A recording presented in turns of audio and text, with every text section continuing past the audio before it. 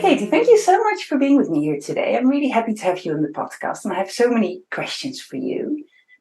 Katie is a visual note taker. She's part of a trio of the Goodship illustration, where she hosts a podcast and courses. I know she has all these amazing clients that everyone sort of aspires towards working with, and that's really inspirational and fantastic. And you share a lot of sort of behind the scenes, how you work, how you find it really important to do sort of remote working and working from home. And I know that you recently had a child, and that you shared some information about how you find it to be on maternity leave whilst having a baby and things like that. So you share lots of things of how it is to be an illustrator and to be self-employed. And I think all of those things are really interesting to talk about. And I know lots of people are curious about them. So yeah, welcome. Thank you so much for being here. Tell me a little bit about yourself. What have I missed out? Yeah, thank you, Irene. It's so good to be here. I think you pretty much covered everything there. So yeah, I'm an illustrator, mostly working at live events, preferably online, like you mentioned. I'm 1/3 of the Goodship. So I'm excited to talk about all of the things. I feel like we're going to have a juicy chat. You've already briefed me on some of the questions, so I'm a little bit prepared, but I haven't done any, just in my brain, I haven't done any actual planning. So yeah, let's get into it.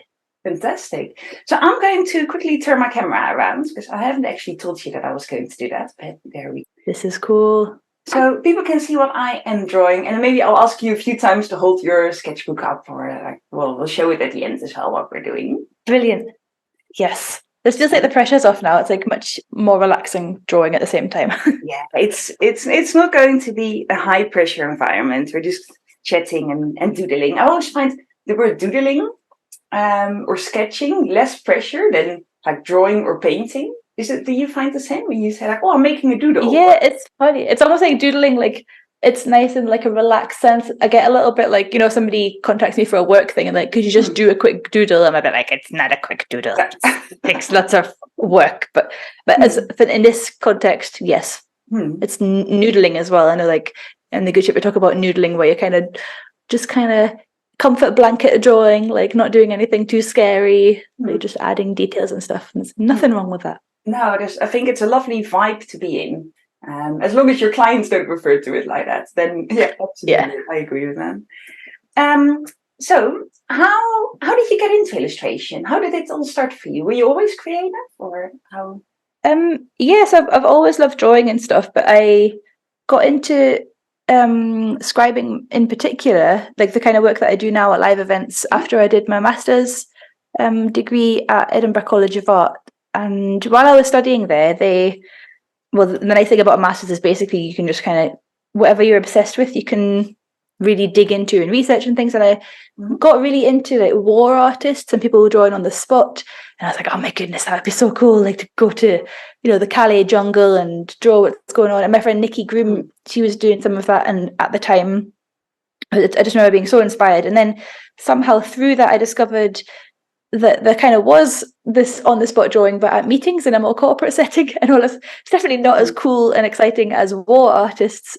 It still had that, like, it scratched that itch for me of like being on the spot, doing something really quickly. And yeah, I remember so my very first job was while I was still studying. They had a call out at Edinburgh Uni for somebody to do visual notes for a sustainability meeting. I was like, oh, that's cool. That's right up my street. And I think like the pay was really low, and you got like a sandwich in return. But I had never done it before, so I was like, I will try, see how it goes. I might not even like it. I might be terrible at it. But I loved it, and it was like it tied together all the things that I loved doing. So I loved drawing really quickly. And I've also realized since, like, I really like feeling useful, and that kind of illustration felt useful because I was like capturing what people are saying. And of course I love making like beautiful pictures and things, but it never had that like on purposeness. And I think that's why I studied illustration in the first place, is because I was creative and loved making images, but I wanted them to be for something. Like the whole thing with illustration is like you're doing an illustration for a brief and it's got to fulfill these criteria. And yeah, the live scribing, it's capturing what people are saying, and often there might be an agenda, like they want to show that what they're doing is working, or that they're creating something useful, or they've made progress on a project, blah, blah, blah. So yeah, at that event, there was a photographer who took nice pictures of me doing the work, put them on my website, and I could just say like the rest is history. So, but because I put it on my website, so I did that work as an experiment, shared it, and then from there it kind of it was a slow build, but then it really snowballed. And so that was about 2016, 17, and then by 2019, I had too much live illustration scribing work on to do anything else. So I had been working as a nanny, I had been lecturing in illustration. So I quit my nanny job first, and then I was still lecturing because I was like, no, I can't. Like, lecturing is a real job. The scribing might go away. I need to keep my real job. And I think it was February 2019 that I handed my notice in as a academic. What's it called? A lecturer. But then COVID happened, so it was like, oh no, what have I done? Because I'd handed my notice in, and then basically the world closed, and all the events that had filled up my diary for the next few months. I remember there was this one day in March, and they were all emailing me like, oh, sorry, we've cancelled, it's postponed, we're waiting until this all blows over. Obviously, nobody knew at that point. The blowing over would take a little while. It wouldn't be like a 2-week circuit breaker, whatever they called it. And I was just like, oh shit, what have I done?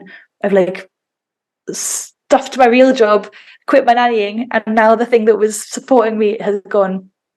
So it was a scary time. It was quite stressful, but the nice thing was, after I'd calmed down and sort of relaxed into, making sourdough bread and going for walks every day, I was like, these clients that I've been working for, these big corporate clients like Facebook and Google and everyone, they're still going to be having meetings. I was like, there's no way that they've just stopped talking to themselves, because they always have, internal meetings or customer events to show off new products and stuff.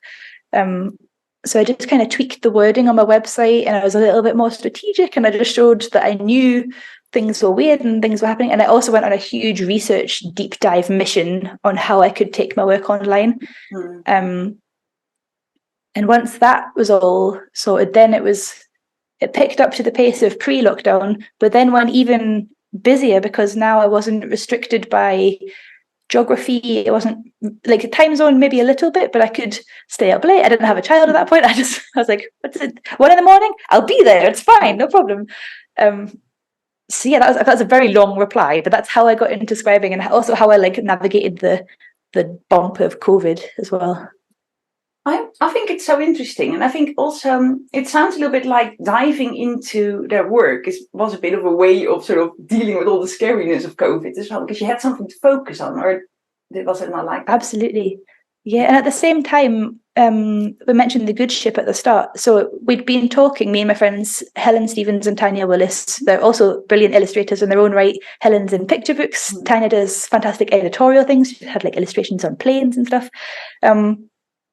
The couple of months before COVID, we'd been like, oh yeah, we should start, we wanted to share the chats that we'd been having, because we'd been getting together, having coffee and just talking about how we do contracts and what clients are like and how we're working in our sketchbooks and stuff.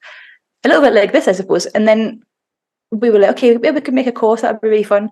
And we set up the business and registered everything literally just as whispers of COVID were happening. I remember we have an online the Sketchbookers friend, where it tells you, it's like a timed drawing session in your ear.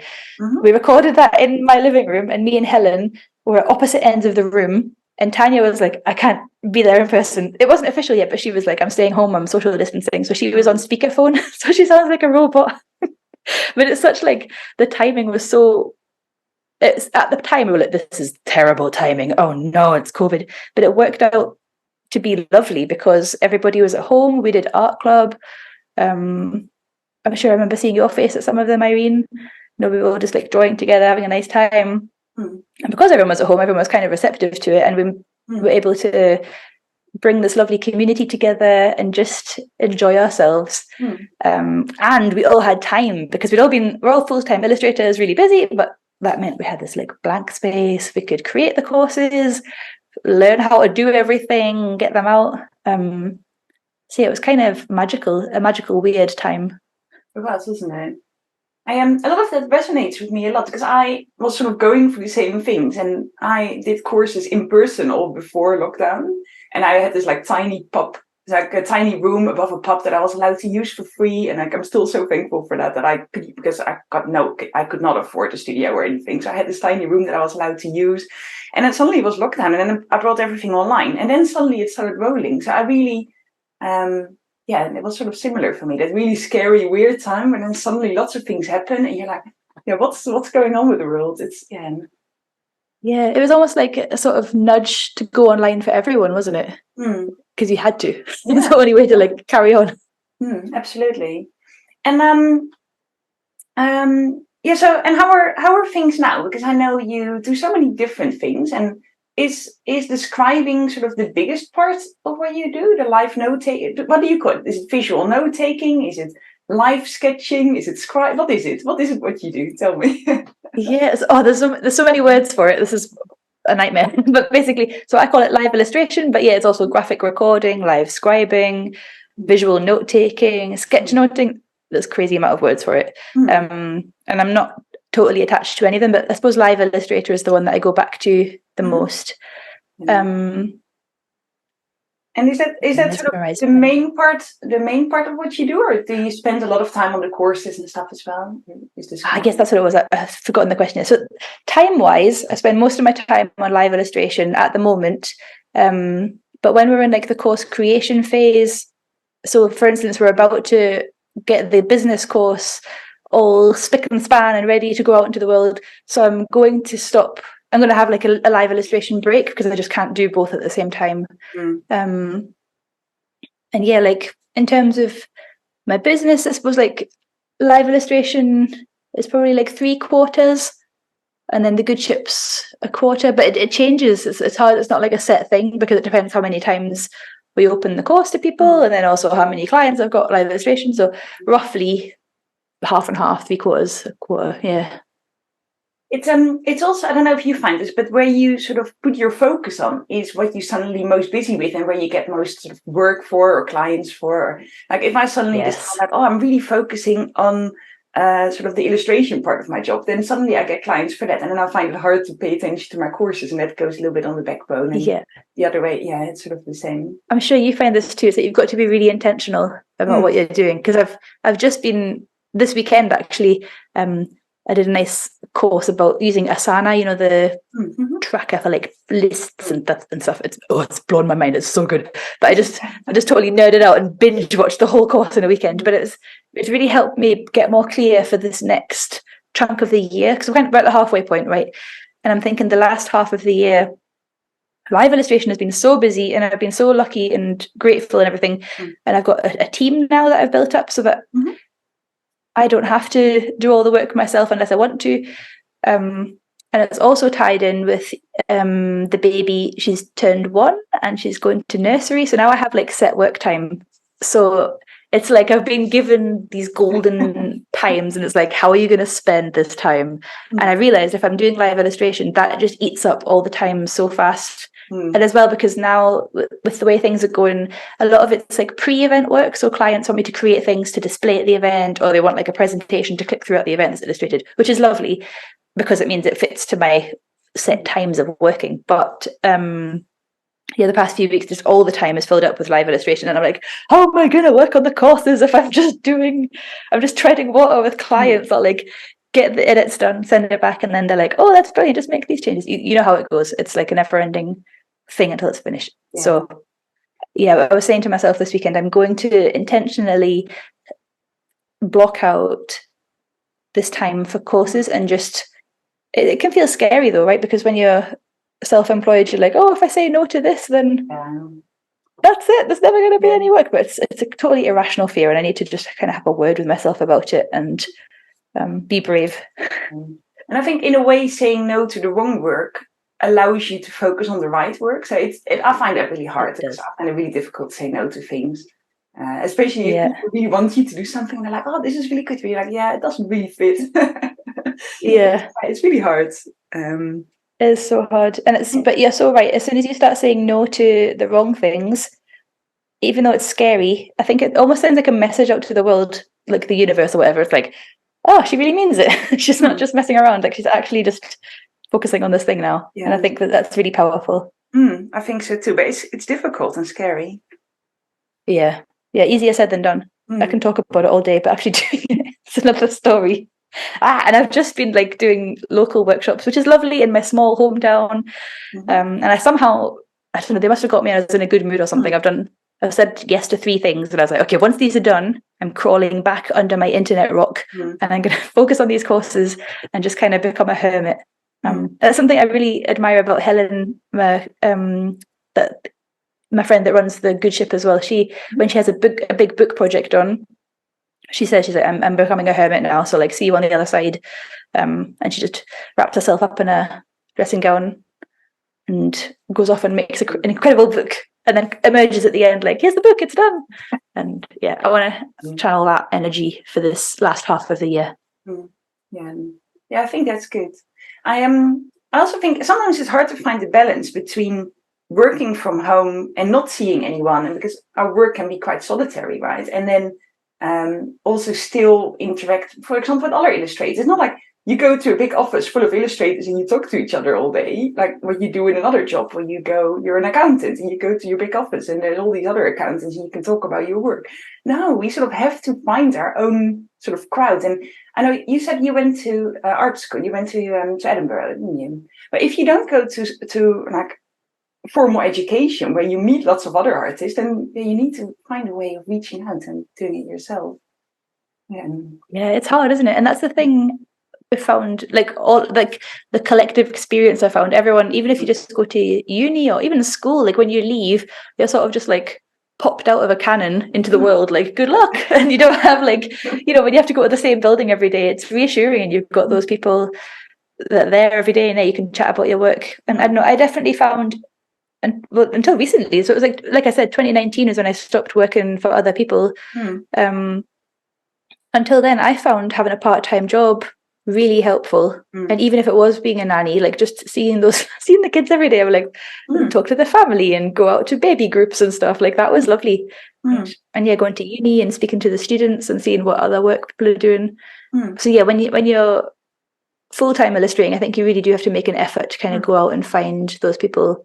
And that's one of the nice things about having an online community. I'm sure you found the same, like when you bring all those people together online, it's almost as good as in person. Sometimes better, because you can be extra niche and weird and be like, find the exact people you want to be friends with. Yeah, and people that might not live in the village or the town where you live in, but they might live in Japan or in somewhere else where you can suddenly like, this is the one person who has the exact same interest as me.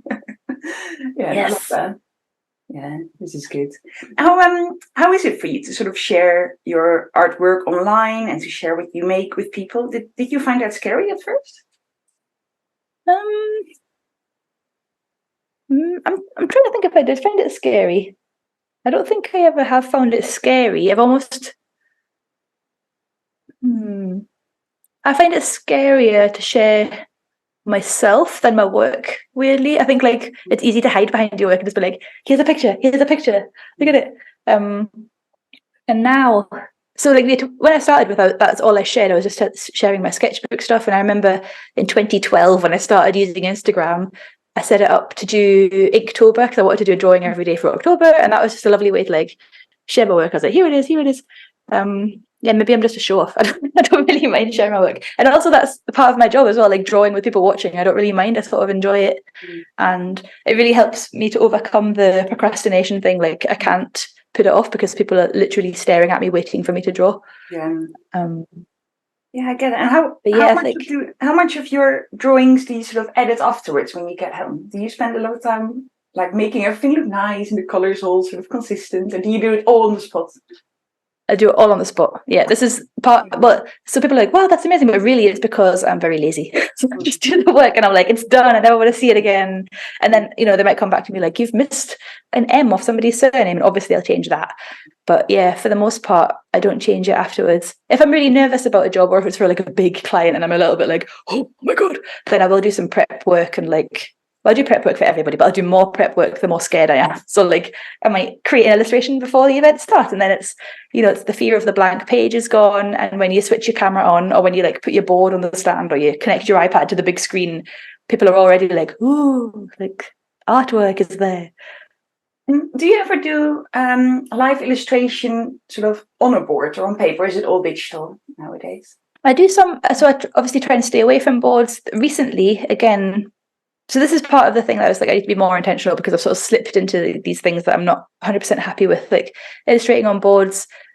So I do illustrate on boards sometimes where the client is really like, we need it to be on a board, but I don't like it for lots of reasons. So like the foam board that you get, that lightweight plastic stuff, they're like, oh, it's totally recyclable and stuff, but it's, when you really look into it, it's actually not recyclable, and unless it's completely clean and goes to a specialist recycling. And I'm like, how many of my clients are going to be doing that? Firstly, it's not clean because I've drawn all over it in like pens and acrylics and stuff. And I just feel like it's such a waste. Whereas if I can do it digitally, it ticks much more of the boxes that I like. So like it's eco-friendly, it's going to be more useful to them because it's a digital thing they can share on their website, on their blog, whatever.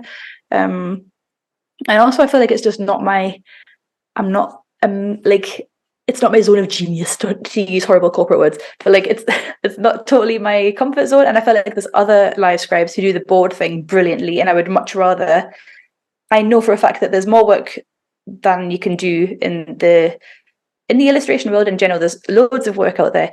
So yeah, if you stick to stuff that you're really good at and that you're really confident in, it's better for you because you have more fun doing it, and also it's better for your clients because they get a better result at the end. So yeah, I like to be nice and generous about, if I know another live illustrator is going to do a better job than me, or it's their specialty, like the board thing, I'll just be like, this is the person you want. It's not me. Like, and also you're growing your business, right? So you might at some point have people in your team who specialize in that. Like, I'm sort of visualizing, I don't know if this is something you want to do, but it's possible, right? That you would work with a team. Yeah, exactly. It's like, oh, this is the person who does foam boards. This is the person who does murals. This is the person who, that'd be amazing to have these people around you. And yeah, that's the dream. Yeah, exactly. And it's such a weight off to know that it's not me. I don't have to be great at everything. I can just stick to what I really enjoy and what I'm good at, and then leave the rest to other people. So what are your favorite art materials? What do you like using most? Ooh, so at the moment I'm using, it's funny because in the Goodship, well, like you just use what you have and start where you are, but then secretly it's really nice to have snazzy art material. So I'm using, I don't know if you can see them, Karen Dash. Yeah, Neo Colours. So nice. I got this set for my birthday. I thought they were the Neo Color twos that you have there. Or are they different? Yeah, they're by Karen Dash, but they're Neo Colour. Yeah. Okay. So like the company that make them are. Yeah. They're on my list. They're really nice. I want to buy next. You should get them. So they're like, it's almost like drawing with lipstick. It's really pleasing. And then it also, in a previous life, I used to do like demonstration workshops in like CAS art and art shops like that. And one of the things was these Tombow brush markers. And I just love them. So fun. They activate with water. What else have I got? Pardon? Oh yeah, you can like water them down. That's right. Yeah. And then I also have these Palomino Black Wings are really delicious pencils. Have you tried them? They're like lovely soft lead, and yeah, they just chef kiss. Very nice. Interesting. You've got like a complete, like you've got art materials there that all of them I don't have, which is really interesting. I love that. Wow. What are you using? I bet you've got a lovely brush going on there, I can see. I have a brush pen here. So it's a Pentel brush pen with ink, and it's waterproof. Nice. So you can draw with it, and then you can paint over it, which is really nice. But it's really chunky, and I just love the fact that it's really chunky, and it's really textured as well. So you cannot be precise with it, and I love the fact that you're sort of forced to be loose. Yeah. Sometimes messy is good, and it's good to force yourself to be extra messy. So I love this pen, and you can sort of make quite small stripes with it, but generally, like you can sort of go and then color things a little. It's got lovely texture as well, like on the bits you're filling in there. Nice. So it has like ink cartridges in it, but the fact that it's waterproof is really good. So I often paint over it as well. And then I have some alcohol markers. Yeah, some other pens here, but yeah, I use a lot of different materials. I love, and often when I love a new material, I'm like, I'll practice with it, and at some point I feel like, okay, I'm just going to go create a course with it. So a lot of my courses, cool, that's a good. I'm not actually that experienced in most of the materials, but I'm just like, I love it so much. I'm really going to force myself to get to know it, and then I'm going to create a course, and other people love it as well, and then. I mean, you're doing the research for them, right? You're like doing the scary bit. But do you Do you do more digital art sort of when you sort of for your own personal, for fun? Do you do more traditional sort of pencil? Or? I was thinking about this before the call, and I was like, I mostly use my iPad, but that's because I mostly do client work at the moment. But then also, like, since having a baby and having less time, it's almost like it's been easier to just quickly do things on my iPad. But then I was looking, and I've been doing that for like even longer than before I had a baby. So I think it's my comfort zone now because I'm on the iPad all the time. That tends to be what I use. But then for art club with the Goodship, it's always analog and it's always from life, like drawing something you can see. And it's so refreshing, especially when you've been on your iPad for a week drawing icons and things out of your head and like visualizing abstract concepts and stuff. But yeah, I think it's like drawing with traditional material, like drawing on paper, feels really luxurious to me now, I think. I sometimes get a bit intimidated by drawing on an iPad because you can zoom in so much. Because you can zoom in so far, especially if you have like an A3 or an A2 sort of board, and you can zoom in so far. Dangerous. That you feel like I get sucked up into the details too much. And with paper, you can't do it. Like you have this, you can't zoom in. This is it. So that's true. That's something actually when I'm scribing. So I try to, if it's an online event, you have to kind of get your screen arranged nicely in the box, and then my challenge to myself is not to touch the zoom or anything, because you're right, you can zoom right in and then you can do tiny little fairy writing that fits, but then you zoom out and it's like 1 pixel and you can't even read it. So you got to be careful about that. Yeah. Even the undo tool is dangerous, and like just being able to like lasso things and move them around. It means when you go to paper, that's partly why I can't do the board, like drawing on boards, because I'm so used to doing it on the iPad, whereas I just kind of am like, don't worry about it, I'll just draw, I can figure it out afterwards and move stuff around. But on a board, I'm like, oh my God, it's so final. What am I going to do if I make a mistake? I have done it in my sketchbook before, where you like double tap, you're like, oh, no, it doesn't work. Okay, you're trying to like zoom. Zoom in. Yeah, no, it doesn't work. Yeah. You're stuck with it. Very sad. And I think also, I don't know, sometimes the things that I like most are the things that I've originally thought were going to go wrong. Does this happen to you sometimes when you doodle and you think, oh, I'm so glad I couldn't undo it because actually I really like this now? Or yeah, and it's like we talk about in the Goodship, the magic draw. So sometimes you draw something, you're like, ugh, whatever, and then you put it away and you get it out again. You're like, that's actually, I love it. And it's almost because you've got some distance from it, it magically becomes less awful. Yeah, it's true, isn't it? What is sort of the main thing that you have learned from being in the Goodship, and so maybe a difficult question, but working together with people to different disciplines.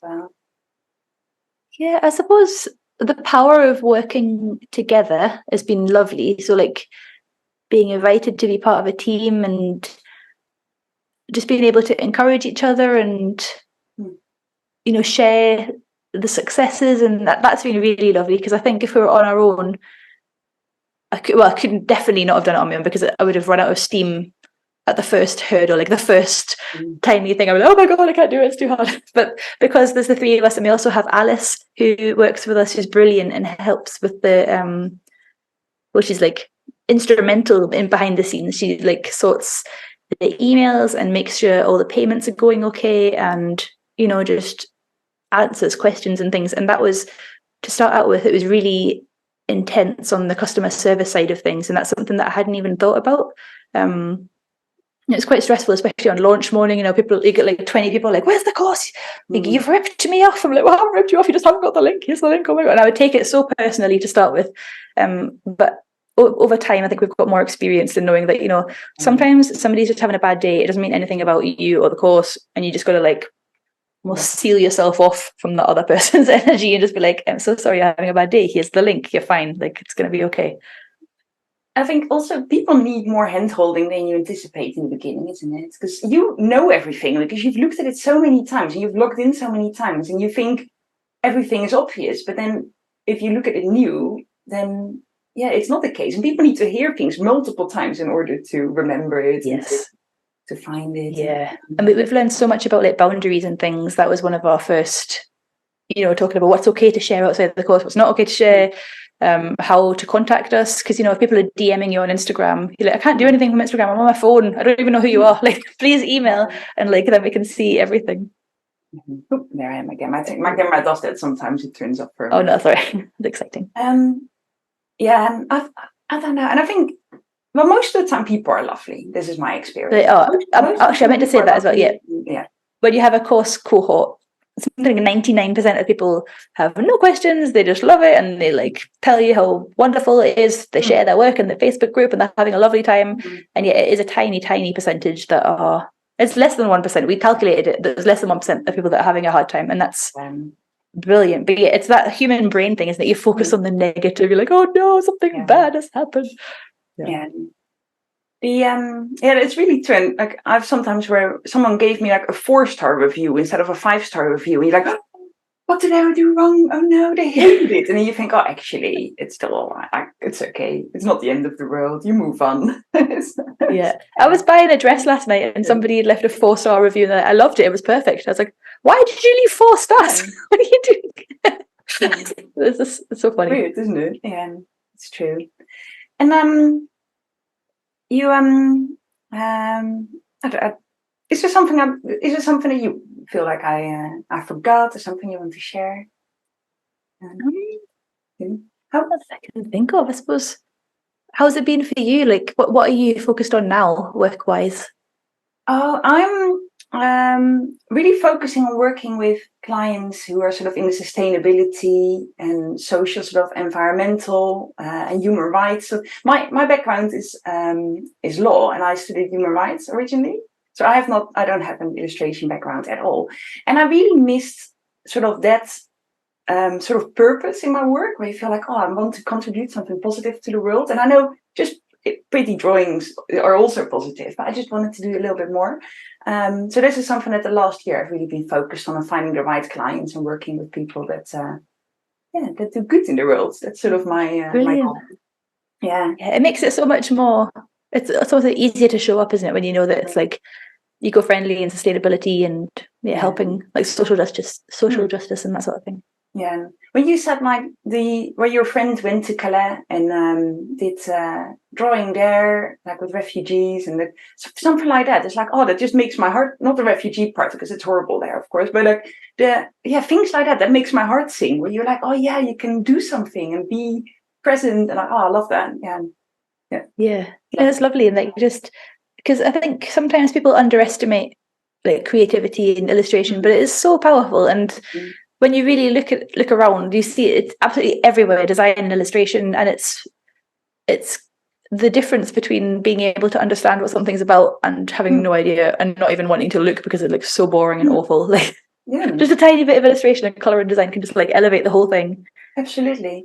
And also something that I really do sort of in my community and with my courses and stuff is that everyone can draw, everyone is creative. Like every single person, as long as you can hold a pencil, even if you hold it with your toes, like you don't need to have hands to be creative. You don't need to have skills. Like drawing is a skill, and yes, you can get better at drawing and you can practice it and you can learn to draw realistic, but that's not what creativity is about. It's about, I think creativity is what makes us humans. I'm going on a rant now because I'm really passionate about it. Everyone is creative. And when people say to me, I'm not creative because I cannot draw, like, oh no, that's nonsense. That's not what creativity is. And you can find your niche and do, like, I don't know, whether it's baking cakes or dancing or singing or telling stories or poetry, or there's so many different things that you can do. And everyone can make like the doodle. You don't have to make the most beautiful drawing to it's like, and also then when you teach someone who believed that they were not creative and they slowly start to discover that actually they can draw and it's okay to make mistakes and it's okay to go through that process, and then they start gaining confidence, and I just love that so much. Yeah, that's the magical thing, isn't it? And you're so right. You don't have to just draw and paint to be creative. I feel like, especially this past year, having a baby, being stuck, like, sitting on the sofa, feeding for hours at a time and stuff, you do discover other ways to be creative. It has to come out of you somehow, especially if you enjoy being creative anyway. But I always say to people, like, if they're, I can't draw a stick man. People love to say that. I'm like, you totally can draw a stick man. And I always think it's like driving. Like nobody says, "Oh, I can't drive. Oh, I wish I could drive. Oh, if you're so talented to be able to drive." Like everyone can learn to drive and pass a test. I'm pretty sure. Well, I'm sure there's probably some people that can't. You know what I mean? Like it's a learned thing. Somebody shows you how to do it, and then you can do it, and then you can kind of. You could probably be creative with driving, but you may get arrested. Pulling handbrake turns in the middle of the road and stuff. But it's the same idea. Like if you practice something, somebody shows you how to do it to start with, and then you kind of figure it out a bit on your own. Yeah, 100%. It's not some magical ability that some people are born with. No, and that's even with the illustration industry. I feel like there's a little bit of this, like, almost like rock star, like only rock stars do well, and I'm like, it's not really true. There's so many people quietly having a nice living. They're just not talking about it. They're just getting on with their work.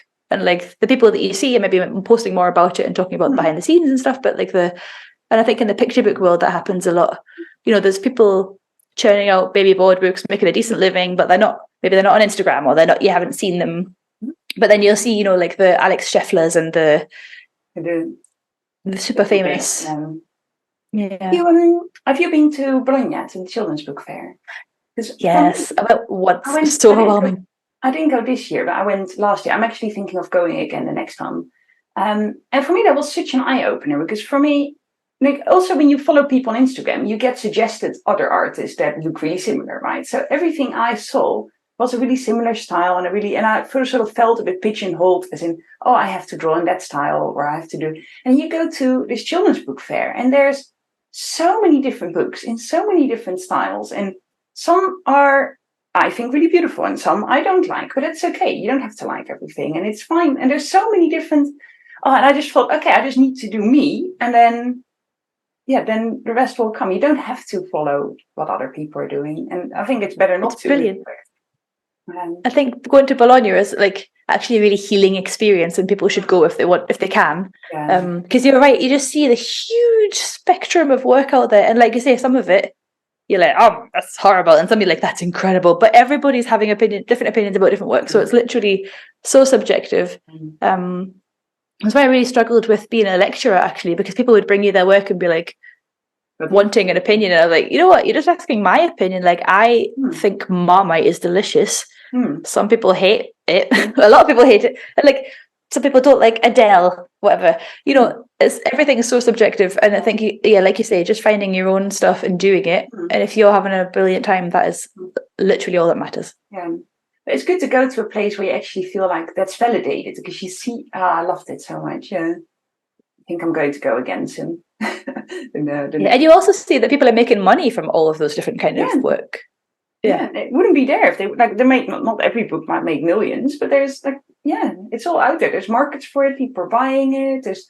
They might not be famous. I'd rather not be famous, to be honest. I just want to get on quietly with my life, make enough money to be comfortable, and then I'm happy.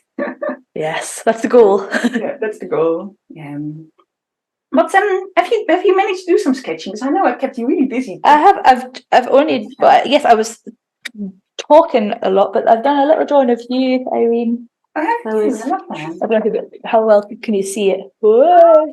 So much. Did I spell your name wrong? No, you spelled it perfect. Way. I'll take a proper photo for my Instagram stories, and then you can see it. This is fantastic. Thank you so much. I look much cooler than reality. Good old Neo colours. I love it. So I've just been doodling. I did have some. I love this. Animals here, but this is my interpretation. Yes, it's got like spooky nursery rhyme wolfy vibes. It does, doesn't it? I love drawing like this, like just doodling away. So this is my messy sketchbook. These are quite sort of tidy, just coincidentally, but this is my messy sketchbook where I just do lots of doodles and nice. Just dump everything on the page. I love drawing animals. It's a lovely square format as well, isn't it? I love a square sketchbook. It is, and it's quite a cheap sketchbook as well, which I think, well, maybe they don't like, but it's a C. White of Brighton sketchbook, and I think it's quite affordable. I don't have the word cheap, maybe they don't like it, but I think it's quite affordable, and it means that I feel really free to just dump lots of things on the paper instead of being like, oh, this is really expensive paper. I need to make something really beautiful. Nothing stops you faster than an expensive sketchbook. Like, no work is happening if the sketchbook is expensive. Even now, I'm like, I can't do it. It's too perfect. Or if I use it, then I feel bad after I've used it because I'm like, that was such a nice sketchbook and I just drew really quick, horrible things in it. Yeah, and we have this little beautiful hand-pressed paper. Like, no, I need to savor it. But no, cheap paper, perfect. Yeah, perfect. Best. Thank you so much, Katie, for being my guest on the podcast. I really loved chatting to you, and I feel like we could talk for hours about all these different things. I've had such a lovely time. It's been such a nice chat, and it's so relaxing to draw at the same time. When you first mentioned it, I was like, "Oh no, can I do that?" But it's been lovely. So a lot of people say that, and I hope that it's quite a sort of low pressure environment of drawing. It doesn't have to be like a finished piece of art or like something. And I love the fact that you did a little portrait of me. It's fantastic. Thank you so much. I will make sure that I put everything, so where to find you, and also the Goodship and the podcast and everything in the show notes, so people know where to find it. And I'd really recommend everyone listen to the Goodship podcast, because I love it. Thank you. Like, sometimes I'm doing some drawing and I'm listening to it, and it's just like being in the living room with you, and you guys are just chatting away, and I'm doodling. It feels really informal, and I love it. So that's that's good. That was the feel we were going for. We wanted it to be like when we have a chat. So so thank you so much for sharing all your wisdom with everyone, and we'll speak soon. Thank you so much, Katie. Thank you for having me. Speak to you soon.